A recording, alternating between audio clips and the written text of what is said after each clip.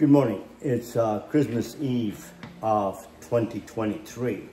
And I got up early in the morning. I got my workhorse 1975 pit fired up. And last night we bought a suckling, well 3 days ago we bought a suckling pig. And we marinated it. It took 2 days to thaw out. We marinated it Cuban style. And we're getting ready to cook it today. Probably gonna be like a 5-6 hours because it's a small suckling pig. 15 to 20 pounds, but it's a tradition among us Cuban. And the thing about it is, as we celebrate Christmas tomorrow, there's so much, and the year's about to come to an end. There's just so much we need to be grateful for. I know that some people right now are hurting, and they're hurting bad, and I understand that. And I've been there. I've been in a prison being tortured, hurting. I see my parents come and go for 11 Christmases, hurting.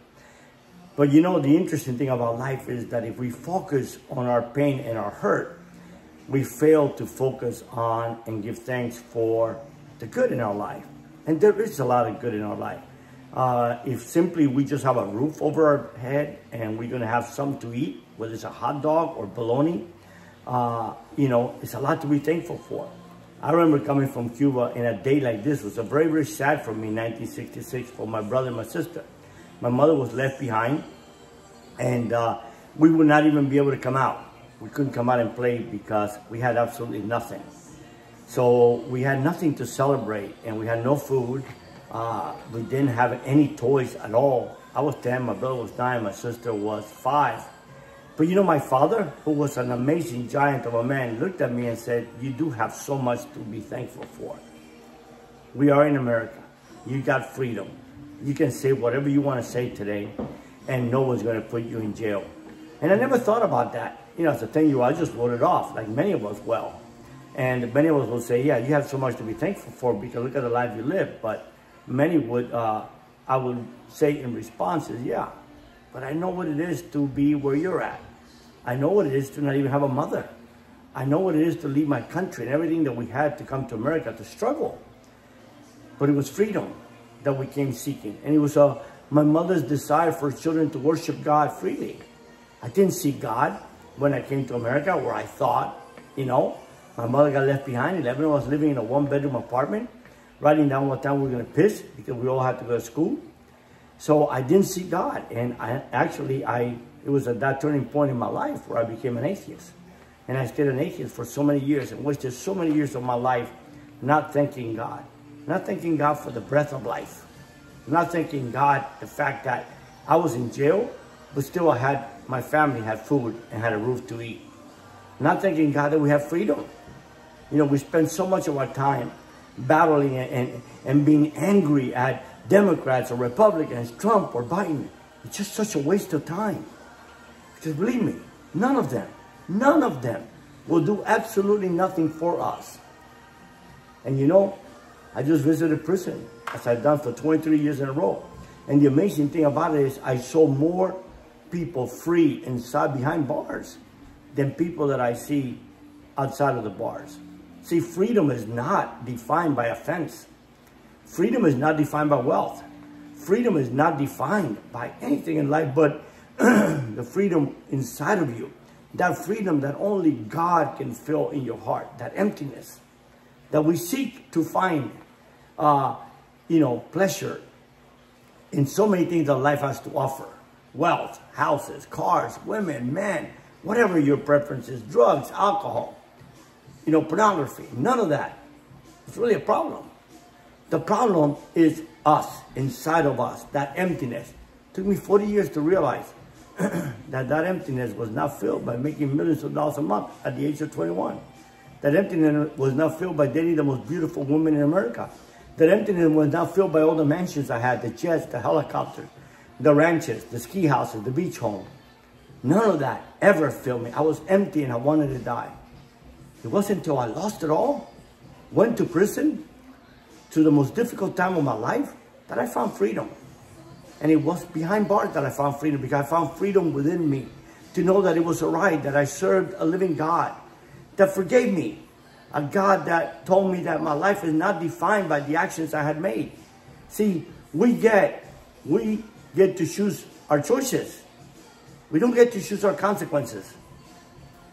But a God that said that he loved me and died for me. And at this moment in time, behind bars, after forfeiting over $65 million to the government and not having a dollar for a candy bar, I found freedom and I found peace. It's the same freedom and peace that I pray all of those that follow me and listen to me would share. The freedom to say, hey, you know, I have a roof. And maybe I just have a hot dog today. Or maybe a hamburger. But I got the breath of life. You know, maybe it's the fact that I can go to the bathroom and do my duties normally without a bag. You know, we need to not focus on our pain, but focus on the pain of others. In our family, we do not give gifts during Christmas. We do to our little kids, to our grandkids, but we stopped giving gifts to our children when they were 10 years old. We started giving them stocks. But we don't give any gifts because this Christmas is not about celebrating Amazon, Walmart, or any of the stores. Christmas is about celebrating Christ. It's about thanking God that he lived, became man, and died for us. By thanking God that one day we will share eternity with those we have lost. That's what this Christmas is really all about. But when we allow materialism to seek into our lives, and I did to the ultimate degree, I did to a degree that very few you will ever even dream of doing, you'll realize it just ain't there, man. It's just not there. Sad is, most of us will die seeking that. We need to thank God that we are free. We will find freedom inside of us and free outside the bars. And we need to pray for our brothers, sisters, and children behind bars today. They too were created by an amazing creator that looked at them and said, you are perfect. Sin has made you ugly, but I died for you to redeem you.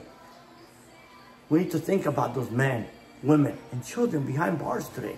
It's a very difficult time to spend Christmas behind bars. And for those that are lucky to even have a mother or a father, or a brother or sibling or a friend come visit them, seeing them walk out of the visiting room is murder. But you know what?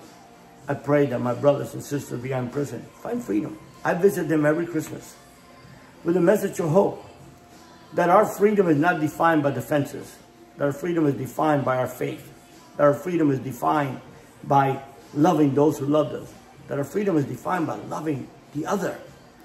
See, if I'm a Democrat, I love Republicans. If I support Biden, I love Trump. And if I love Trump, I support Biden. You know, it doesn't matter, man. See, the interesting thing that God said is just 2 simple commandments. Love God with all thy heart, spirit, and soul. And love each other as I have loved you. So my brothers, and especially those of us that call Christians, let's start bashing politicians. Let's start not focusing on second of our energy in wondering how great life will be if someone else is in power. Life will not change for you unless you find that freedom within you and your faith in your living God. And you pray for the politicians. And you love them no matter what party they are. God didn't say love them if they're Republicans or love them if they're Democrats. He said love each other. Everybody. Because every single one of us is created by an amazing creator. So this Christmas, I wish you nothing but the best. And I pray that the God that lives within me will live within you. And that you find freedom within you. Now I'm going to continue with this pork.